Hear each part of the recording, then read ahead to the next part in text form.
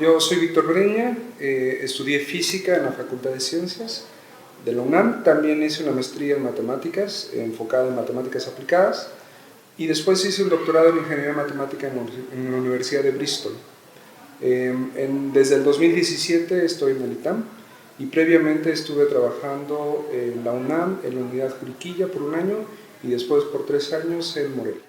Creo que la mejor manera de explicar la sincronización o entender qué es este fenómeno es justamente a través de ejemplos.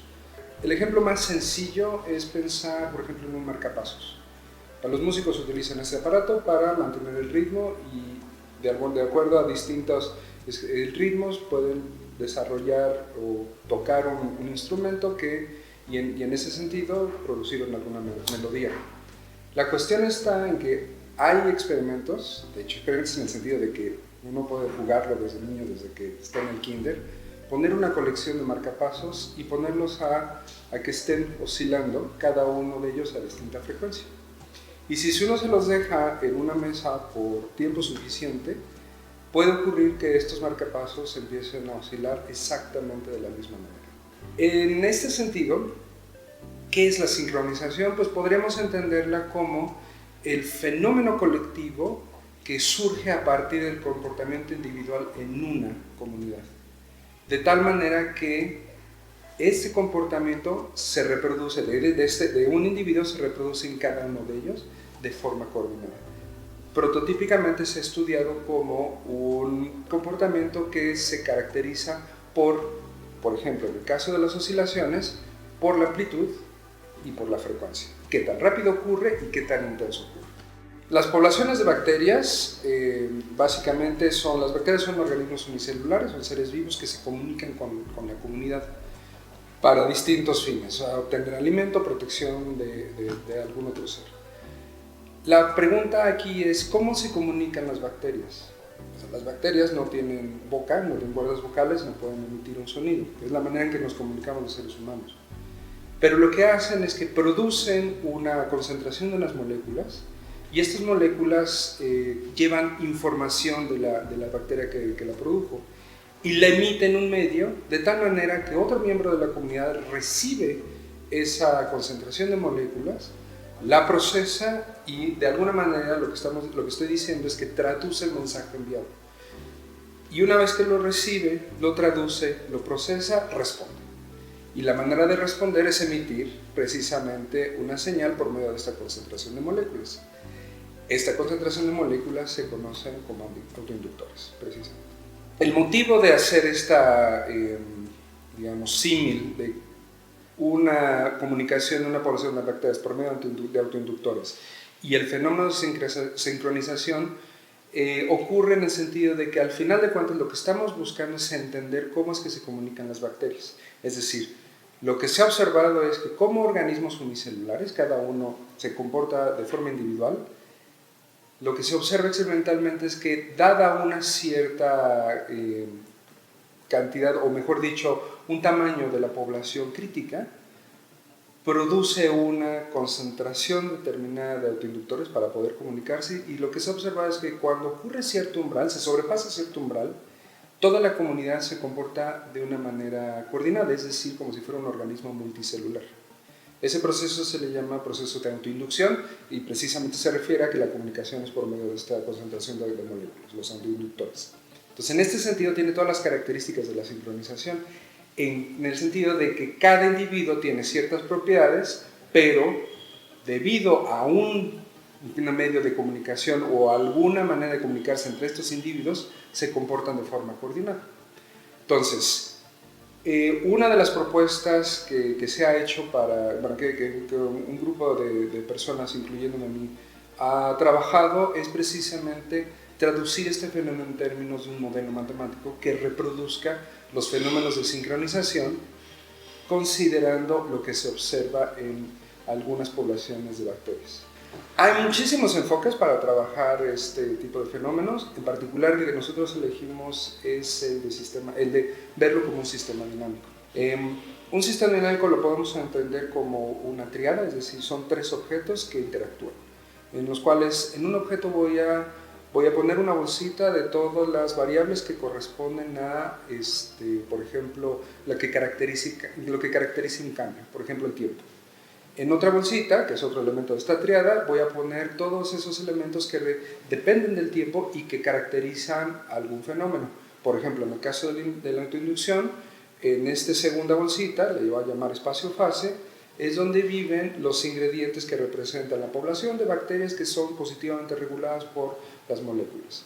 La población de bacterias que es negativamente regulada por estas bacterias y, por ejemplo, la concentración de estas moléculas. En este sentido, lo que voy a tener son 3 variables que dependen del tiempo y el tercer ingrediente, que se llama operador de evolución, en realidad lo que me está diciendo es cómo relaciono a estas 3 variables de bacterias que dependen del tiempo y que debido a un conjunto de reglas pueden interactuar. Entonces, una manera de traducirlo en términos matemáticos es hacer simplificaciones, hacer ciertas suposiciones y todo eso lo echamos en una triada que llamamos sistema dinámico y en consecuencia obtenemos un objeto matemático que es susceptible de analizarse y correspondientemente preguntarle las características que están relacionadas a lo que uno está buscando, que en este caso serían la sincronización. La teoría de bifurcación se encarga de determinar si, variando distintos parámetros, que por ejemplo podrían ser, en el caso del fenómeno de autoinducción, ya tenemos estas 2 poblaciones de bacterias, ya tenemos esta concentración de autoinductores y un parámetro me podría determinar a la rapidez a la cual la población de bacterias decae en el tiempo. Y con eso me refiero a que como las bacterias no son inmortales, pues la población va a crecer, pero va a tener un fenómeno de decaimiento si uno no alimenta a esta población. Entonces, ¿qué tan rápido decae? Pues depende de qué tan limitados están los recursos, depende de qué tan susceptible es esta población de bacterias de perecer cuando no hay alimentos, cuando no hay recursos. Otro parámetro que es muy importante en el caso de la autoinducción es cómo la población de bacterias positiva y negativamente reguladas responden a la interacción con los autoinductores. Es decir, en términos biológicos lo que hace la bacteria es absorbe estas moléculas.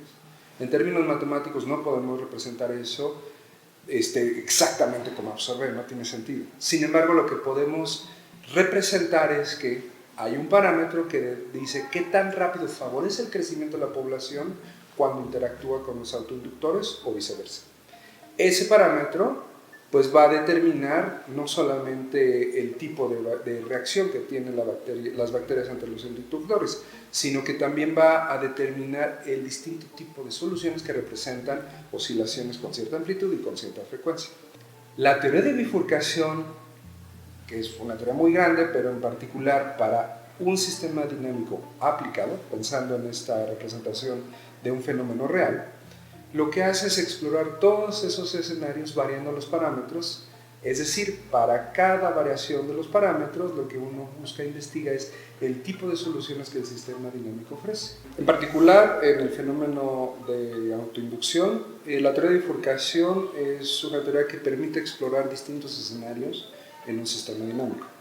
Entonces, concretamente, si uno tiene un objeto, un modelo que representa el fenómeno de autoinducción, la teoría de bifurcación es un conjunto de distintas proposiciones, distintas verdades que nos permiten encontrar los eventos característicos que disparan oscilaciones, en el caso de la autoinducción. Y eso nos permite determinar para qué conjunto de los parámetros hay un fenómeno de autoinducción. Y eso nos permite precisamente explorar los escenarios que nos interesan en nuestro modelo. Una de las características fascinantes de este modelo es que descubrimos que tiene características caóticas, es decir, ofrece soluciones que no son fáciles de describir y de predecir. En particular, desde el punto de vista teórico, el tipo de caos que encontramos es un caos relativamente nuevo, es de hace unos 20-30 años, que es el caos homoclínico.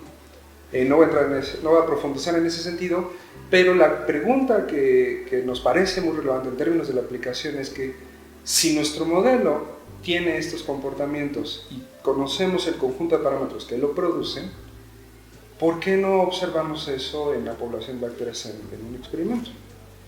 Eso lo que nos estaría preguntando es que nuestro modelo no está suficientemente adaptado a lo que observamos, es decir, pusimos hipótesis de más, poco realistas, o hay otro mecanismo que no estamos capturando que las bacterias tienen, es decir, la comunidad tiene de tal manera que elimina estos comportamientos poco predecibles. Con poco predecibles me refiero a que son sensibles a condiciones iniciales y estas características que conocemos del caos.